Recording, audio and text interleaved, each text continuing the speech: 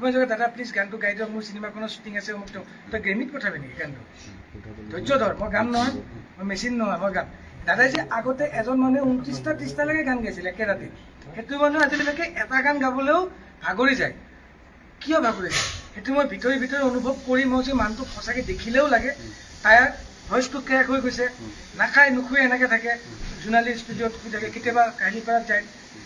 তাৰ মাজত দেখোঁ আজি তিনিচুকীয়া গ'ল, কিবা ইনগ্ৰেশ্যন আছে বোলে, হোটেলৰ ইনগ্ৰেশ্যন, কিবা ইনগ্ৰেশ্যন, তাতে গৈছে। তেতিয়াতো মই নাই, মই নাজানো। তাৰপিছত এদিনৰ কাৰণে গৈ এসপ্তাহ পিছত আহে, তেওঁ তাতে কি খাইছে, কি শুইছে, খাইছেনে নাই, কি মেডিচিন খাইছে, সেইবিলাকতো মই নাজানো। মেনেজমেণ্ট এটা টিম থাকে, আমি তেওঁলোককে সোধোঁ দাদা ঠিকে আছেনে। ইভেন ষ্টেজত যাওঁতেও আমি মেনেজমেণ্টকে সোধোঁ, হয় দাদা ঠিকে আছেনে, যাব পাৰিবনে? অঁ পাৰিব। কেতিয়াবা কয় নাই আজি ঠিক নাই, অলপ টায়াৰ্ড হৈ আছে, শেষতে আপুনি অলপ চাব। মই ষ্টেজত উঠিয়ে ভাবোঁ প্ৰথম গানটো অলপ ঢিলা গান হওক, যাতে কষ্টটো এফৰ্টটো কৰোঁ। দাদা টুকুৰা টুকুৰা গানটো গাই সদায় ভাল পায়, মোক কয় কি এইটো গান গালে অলপ এক্সাৰচাইজ হৈ যায়, ইমান চিঞৰিব নালাগে, এইটো গান ওলাই দিবি পাৰিলে, নহ'লে ৰ'দৰ চিটি গানটো ওলাই দিবি, এইকেইটা গালে মোৰ অলপ ৰিলেক্স হয়। মই সদায় সেনেকৈ থাকোঁ। চবেই কয় দাদাক অমুক গান ওলাই দিয়ক, তমুক গান ওলাই দিয়ক, মই সেইটো নকওঁ। দাদা ৱাৰ্ম আপ হোৱাৰ পিছত কেতিয়াবা লৈ যায় ধুনীয়াকৈ, কেতিয়াবা নোৱাৰে। আপোনালোকে দেখিছে আই এম টায়াৰ্ড, মই গাব নোৱাৰোঁ আজি, গুচি যায়।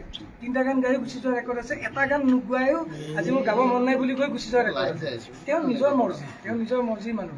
তেওঁ যে টায়াৰ্ড, মই 1-1.5 বছৰৰ পৰা মই নহয়, ষ্টুডিঅ'ত যোন যোন গৈছিলে 1 বছৰ গান গোৱাবলৈ, সকলোৱে কিন্তু চকুত উপলব্ধি হৈছে যে জুবিন দা সঁচাকৈ টায়াৰ্ড হৈ আছিল, তেওঁ টায়াৰ্ড হৈ আছিল। মানে ইমান টায়াৰ্ড দিনাখন দৰৱ মুখৰ পৰা আদি কৰি এনেধৰণৰ অনাকাংক্ষিত ঘটনা সংঘটিত হোৱাৰ লাগে সম্পূৰ্ণ ভুল মেনেজমেণ্টৰ।